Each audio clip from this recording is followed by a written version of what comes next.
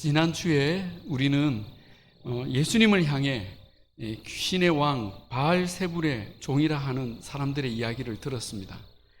예수님께서는 그들의 주장이 논리적으로 틀렸으며 또 귀신들도 하지 않는 분쟁을 일삼고 또 스스로 모순되는 자가당착인 것을 지적하셨습니다.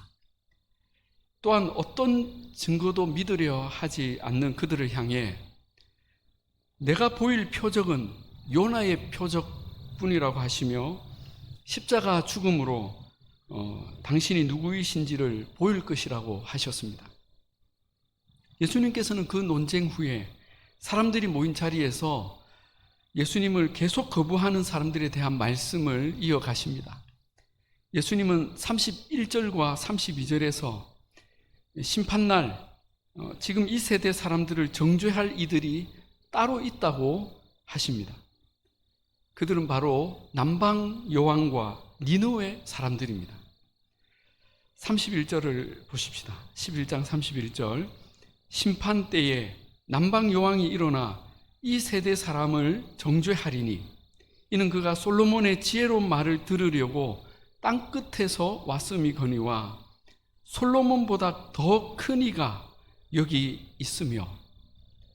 여러분, 이 남방 여왕은 열왕기상 10장에 나오는 스바의 여왕을 가리킵니다. 스바가 어디입니까? 남부 아라비아에 있는 오늘날 예멘 지역입니다. 그렇다면 이 여왕은 솔로몬의 지혜를 들으려고 무려 2000km나 되는 먼 거리를 찾아온 것입니다. 거리만 먼 게 아닙니다. 여왕이 자기 나라의 안보를 뒤로하고 몇 달간 수많은 신하들과 함께 이 아라비아 사막을 건너는 엄청난 대가를 치르며 솔로몬을 찾아온 것입니다. 그런데 지금은 이 유대 땅에 누가 오셨습니까? 그 솔로몬보다 더 큰 분, 말씀이 육신이 되어 우리 가운데 오신 하나님의 아들, 모든 지혜와 진리의 근원이 되시는 예수 그리스도께서 오셨습니다. 우리가 찾아가려면 사막이 아니라 광활한 우주를 평생을 헤매고 다녀도 만날 수 없는 분인데 그분이 우리 가운데 친히 오셨습니다. 그런데 사람들이 그분을 어떻게 대합니까? 영접하지 아니합니다. 오히려 미워하고 이방 귀신의 왕이시였다고 하는 모욕도 서슴지 않았습니다. 그리고 끝내 죽여서 더 이상 말씀을 전하지 못하게 하려고 합니다. 만약 이런 광경을 스바 여왕이 보았다면 어떻게 하겠습니까? 기가 막히지 않겠습니까? 가슴을 치고 통탄하지 않겠습니까? 여러분, 정말 정신 차리세요. 이런 지혜와 진리의 말씀을 세상 어디에서 들을 수 있습니까? 하지 않겠습니까? 그럼에도 끝까지 귀를 막고 예수님을 대적한 그들이 마지막 심판대에 섰을 때에 이 남방 여왕이 가만히 있겠습니까? 시키지 않아도 일어나서 정죄할 것입니다. 주님은 이들을 정죄할 사람이 또 있다고 하십니다. 32절에 심판대에 니느웨 사람들이 일어나 이 세대 사람들을 정죄하리니 이는 그들이 요나의 설교를 듣고 회개하였음이거니와 요나보다 더 큰 이가 여기 있느니라. 이 니느웨 사람들도 이방 사람들입니다. 그것도 역사 속에서 이스라엘을 멸망시킨 아수르 제국의 수도입니다. 그러니 이스라엘 사람들은 그들은 반드시 심판받아야 한다고 칼을 갈았습니다. 그런데 하나님께서 요나 선지자를 그 니느웨에 보내셔서 복음을 전하라고 하시니 요나가 어떻게 합니까? 만약 그랬다가 그들이 정말 회개라도 하면 어떻게 하지? 그게 너무 싫어서 요나가 도망을 가잖아요. 그러다가 잡혀서 물고기 뱃속에 들어가서 3일이나 고생을 하고 억지로 니느웨로 끌려가서 복음을 전합니다.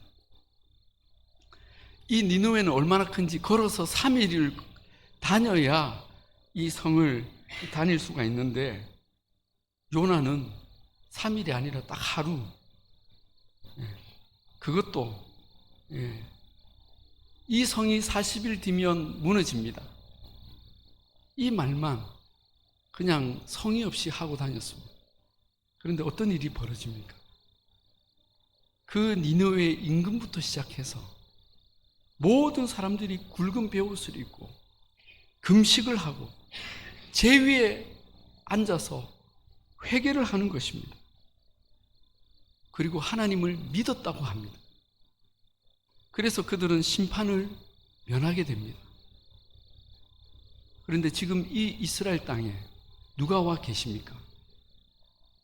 하나님의 독생자께서 오셔서 사흘도 아니고 33년을 같이 계셨고 3년이나 정확하게 회개하라, 천국이 가까이 왔느니라 전파하셨고 여러 가지 말씀으로 복음을 가르치셨고 수많은 이적들로 하나님 나라의 표적을 보여주셨습니다.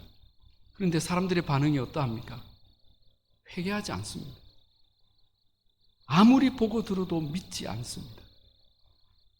7장에서 예수님이 하신 말씀처럼 이들은 장터의 아이들 같이 피리를 불어도 춤추지 않고 곡을 하여도 울지 않는다. 그런 굳은 마음의 사람들이었습니다. 게다가 성경을 좀 안다는 서기관들 그리고 신앙생활 좀 한다는 바리새인들은 더 강팍해서 예수님을 함부로 판단하고 비방하고 시험하기까지 했습니다. 이런 모습을 니느웨 사람들이 본다면 어떻게 하겠습니까? 남방 여왕처럼 안타까워하며 소리치지 않겠습니까? 여러분, 왜 이 말씀을 듣지 않으십니까? 도끼가 나무 뿌리에 놓였는데 왜 당장 회개하지 않습니까? 저분의 말씀을 들어야 삽니다. 회개하십시오. 하지 않겠습니까? 그럼에도 끝까지 회개하지 않는 이 사람들을 저 이방 사람들이 최후 심판대에서 분연히 일어나 그들을 고발하지 않겠습니까? 얼마나 부끄럽고 얼마나 두려운 일입니까? 그런데 여러분, 왜 이들은 이렇게도 깨닫지 못하는 것일까요? 그 다음에 이어지는 주님의 말씀에서 우리는 그 이유를 발견합니다. 주님은 33절부터 등불에 관하여 그리고 눈에 관하여 이야기를 하십니다. 한번 보실까요? 33절. 누구든지 등불을 켜서 속에나 말 아래 두지 아니하고 등경 위에 두나니 이는 들어가는 자로 그 빛을 보게 하려 함이라. 이게 이 말씀이 왜 갑자기 나오지? 생각할 수 있지만 이 말씀의 뜻은 어렵지 않습니다. 캄캄할 때 집안에서 등불을 켜면 누구나 그것을 등경 위에 두어서 온 집안에 그 빛이 비치게 하여서 사물이 잘 보이게 할 것이다. 그런 말이죠. 그런데 그 등불이 어둡거나 잘 안 보이는 구석에 두면 또는 꺼트리면 어떻게 됩니까? 집안이 온통 암흑천지가 됩니다. 누가 누구인지 분별을 하지 못하고 실수도 하고 그리고 큰 사고도 일으킬 수 있습니다. 자, 그런데 주님은 그 등불을 우리의 눈과 연결시킵니다. 34절입니다. 내 몸의 등불은 눈이라. 내 눈이 성하면 온몸이 밝을 것이요 만일 나쁘면 내 몸도 어두우리라. 이것도 어려운 말씀이 아니죠. 우리 눈이 중요하다는 겁니다. 눈이 성하면 온몸이 밝다. 즉 눈이 좋으면 모든 것을 잘 보고 분별하고 모든 일을 제대로 할 수가 있습니다. 그래서 우리는 눈이 좋은 것을 눈이 밝다라고 합니다. 그리고 눈이 나쁘면 눈이 어둡다고 하죠. 그런데 눈이 나쁘면 눈만 어두운 것이 아니라 온몸이 같이 어두워집니다. 왜냐하면 어둠 속을 걸어 다니는 것처럼 저도 이 안경을 벗으면 정말 헷갈리죠. 누군지 알아보지를 못해요. 그리고 헤매고 가족도 못 알아보고 사고를 치는 거죠. 지금 서기관과 바리새인들이 하는 것과 똑같은 모습입니다. 그들이 지금 헤매고 있고 분별하지 못하고 있고 못 알아보고 사고를 치고 있죠. 그렇다면 그들은 다른 문제가 아니라 눈이 어두운 것입니다.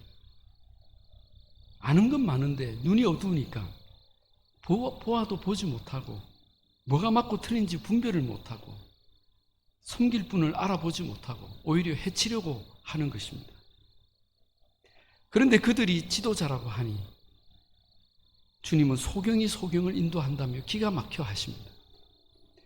그러므로 우리는 빛 가운데 있는지 어둠 가운데 있는지 진지하게 살펴봐야 합니다. 35절에 그러므로 내 속에 있는 빛이 어둡지 아니한가 보라. 자, 그렇다면 이 서기관 바리새인들은 어쩌다가 이렇게 눈이 어두워져 버린 것입니까? 여기 눈이 좋고 나쁜 이유에 대해서 이 말씀에 헬라어 단어가 주는 힌트가 있습니다. 34절에 눈이 성하면 할 때 이 성하다가 헬라어로 하플루스입니다. 하플루스. 그런데 이 하플루스는 원래 뜻이 단순하다, 순수하다 라는 뜻입니다. 그래서 영어 킹 제임스 버전에는 싱글이라고 번역되어 있습니다. 그렇다면 이 단순하고 순수해서 밝았던 눈이 무엇 때문에 어두워지고 또 나빠지는 것입니까?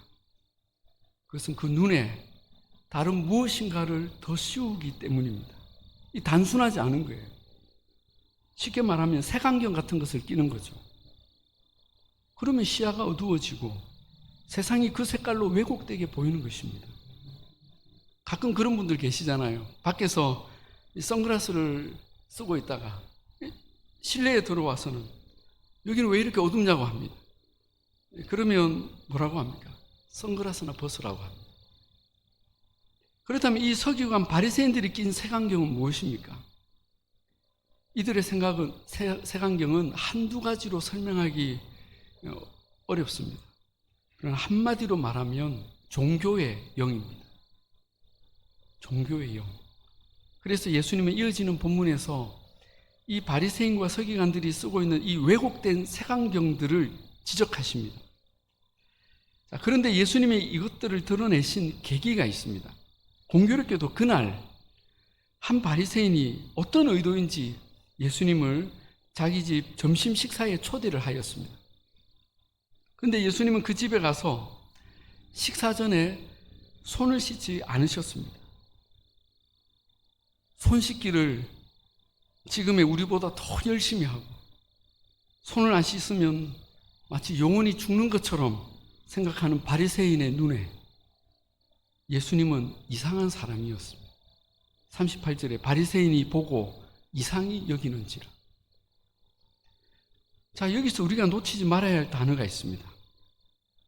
그것은 보고입니다. 바리새인의 눈엔 그게 보이는 겁니다. 그것도 눈에 확 들어갔습니다. 그리고 생각합니다. 손을 안 씻다니. 저 더러운 게 안 보이나? 저 예수 이상하네. 기본이 안 됐잖아. 그런데 주님은 그의 생각을 아셨습니다. 넌 그것밖에 안 보이냐? 눈이 많이 어둡구나. 39절을 보십시오. 주께서 이르시되 너희 바리새인은 지금 잔과 대접의 겉은 깨끗이 하나 너희 속에는 탐욕과 악독이 가득하도다. 무슨 말씀입니까? 너는 겉에만 보느냐? 너희 속은 온갖 더러운 것으로 가득한데 겉만 씻고 있느냐? 그러고도 나를 흠잡으려고 하느냐? 하는 것이죠. 우리는 이 논쟁을 단순히 외면과 내면의 정결 문제로 생각하기가 쉽지만 사실은 이 앞에 눈의 어둠에 대한 말씀의 연속선상에서 들어야 합니다. 즉 주님은 봐야 할 것을 보지 못하고 오히려 예수님을 비난하는 그들의 어두운 눈을 지적하고 계십니다. 여러분, 그들의 눈을 어둡게 하는 이 색안경들 또는 망막의 이 이물질들이 뭘까요? 이것들이 다 제거되어야 합니다. 회개는 이것을 다 벗겨내고 예수 그리스도와 하나님의 나라를 제대로 보는 것입니다. 그래서 바리새인 중에 바리새인이며 예수 믿는 이들을 다 잡아 죽이겠다고 쫓아다녔던 바울이 다메섹 도상에서 예수님을 만났을 때 어떤 일을 맨 먼저 경험합니까? 그는 갑자기 아무것도 보지 못하게 됩니다. 그리고 사흘 뒤에 그의 눈에 덮였던 비늘 같은 것이 벗겨집니다. 어떤 의미입니까? 그가 잘 본다고 믿었지만 지금까지 그의 눈을 덮고 있던 엄청난 왜곡의 렌즈들을 이제야 주님이 벗기셨다는 것을 상징적으로 보여주는 사건입니다. 예수님께서는 식사를 초대한 바리새인에게 이 말씀을 하신 후에 그 자리에 있던 바리새인과 율법 교사들을 향해 작심한 듯이 매우 강경한 어조로 그들이 제대로 보지 못하면서 저질러 온 죄악들을 다 지적하십니다.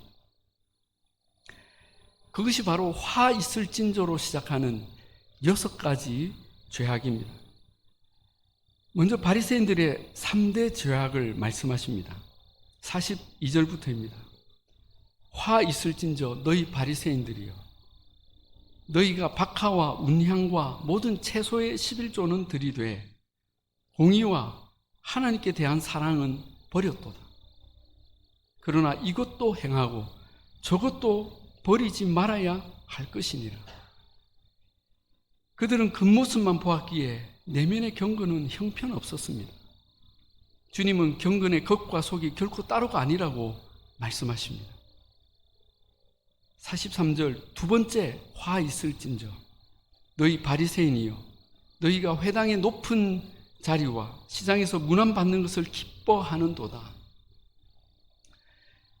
그들은 사람들에게 주목받고 높임과 영광을 받고 싶어하는 명예욕에 눈이 멀어 있었습니다. 44절 세 번째 화 있을진저 너희여, 너희는 평토장한 무덤 같아서 그 위를 밟는 사람이 알지 못하느니라. 그들의 내면은 심각하게 썩어가고 있는데 방치하고 겉만 번지르르 치장하는 피상주의에 빠져 있었습니다. 그러니 아무도 몰라요. 바리새인들의 눈을 어둡게 만든 이 3가지 죄악, 외식, 명예욕, 피상성은 결국 자신과 사람들의 죄를 깨닫지 못하게 만들고 회개를 가로막는 역할을 했습니다.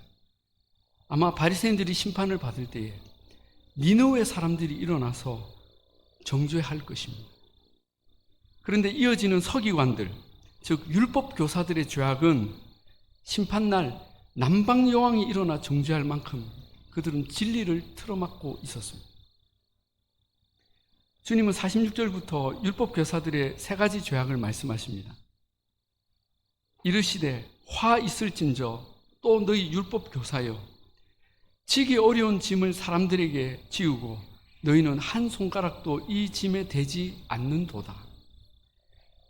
이들은 하나님의 율법 위에 장로의 유전이라는 더 무거운 법을 만들고는 누구도 지키기 어렵게 하고 율법의 정신을 왜곡시키는 죄를 저질렀습니다. 47절 두 번째 화 있을진저 너희는 선지자들의 무덤을 만드는도다. 그들을 죽인 자도 너희 조상들이로다. 이 두 번째 화는 51절까지 이어집니다. 이 율법 교사들은 그 선조들 때부터 하나님의 말씀을 전하라고 보냄받은 선지자들, 종들을 다 박해하고 죽이는 죄들을 저질러 왔습니다.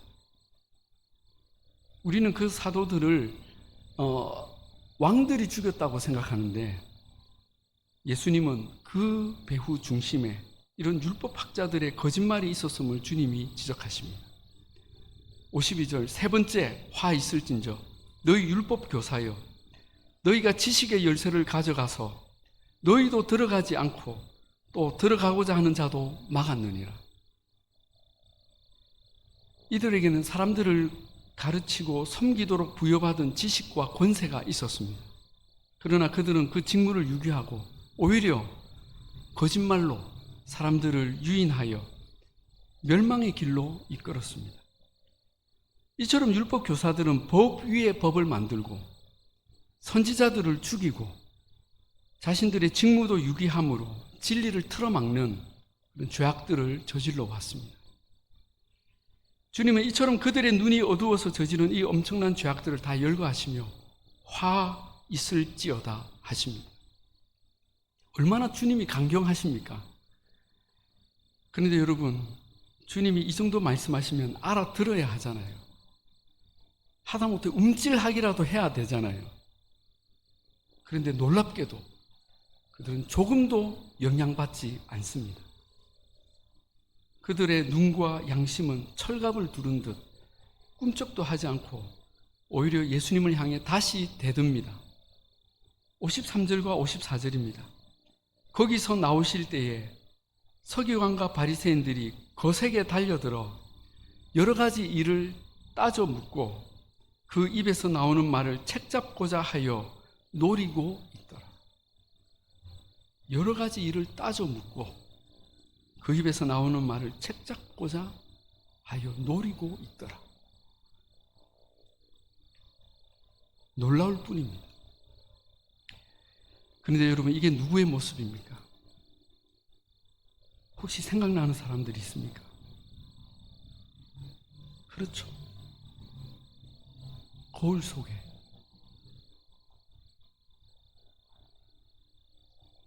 우리의 모습 아니라고 부인할 수 있겠습니까?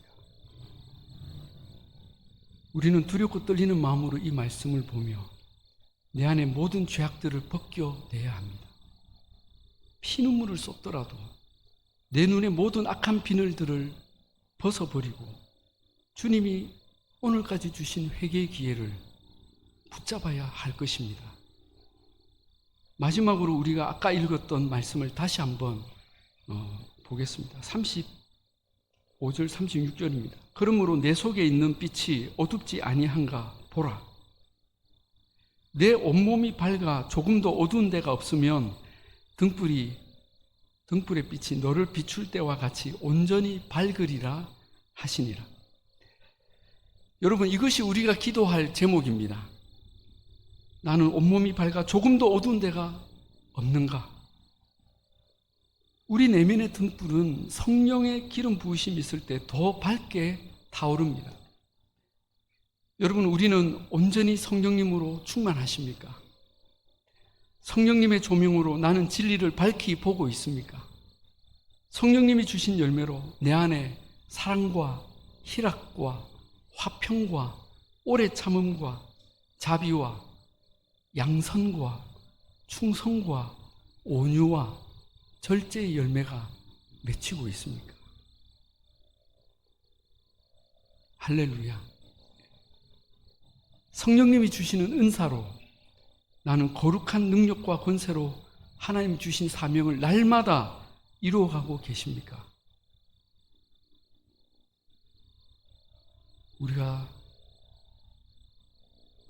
아주 조금 그렇게 한다면 더 그렇게 해야 할 것입니다. 더욱 그렇게 되기를 소망합시다. 그리할 때 주님은 우리를 통해 놀라운 구원의 역사를 이루어 가실 것입니다. 기도하겠습니다.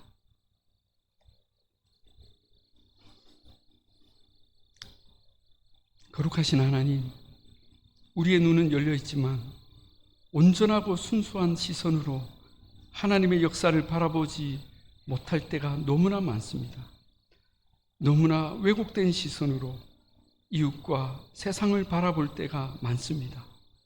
주여, 우리를 긍휼히 여기시고 우리의 눈에 이런 거짓된 비늘들이 있다면 벗겨지게 하옵소서.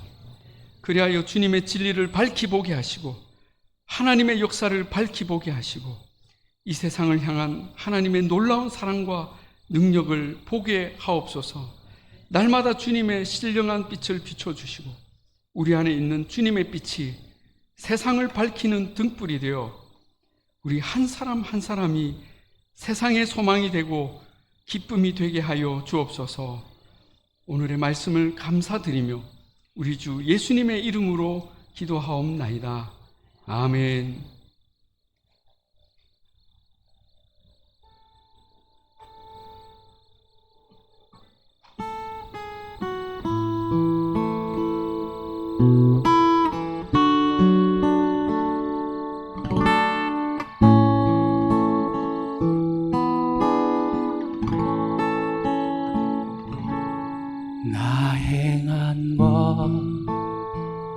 죄뿐이니 주 예수께 비옥기는 나의 몸과 나의 마음을 깨끗하게 하옵소서. 물 가지고 날 씻든지 불 가지고 태우든지 내 안과 바다 닦으사 내 모든 죄 멸하소서. 내 어두운 눈 밝히시니 참 기쁘고 고마우나 그보다 더 원하오니 정결한 마 주옵소서. 물 가지고 날 씻든지 불 가지고 태우든지 내 안과 바다 닦으사 내 모든 죄 멸하소서.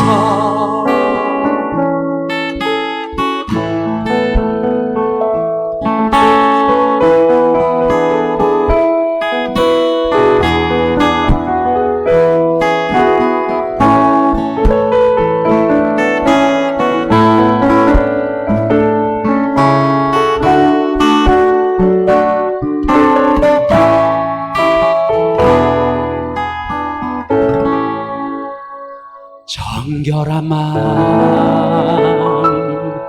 그 속에서 신령한 빛이 오니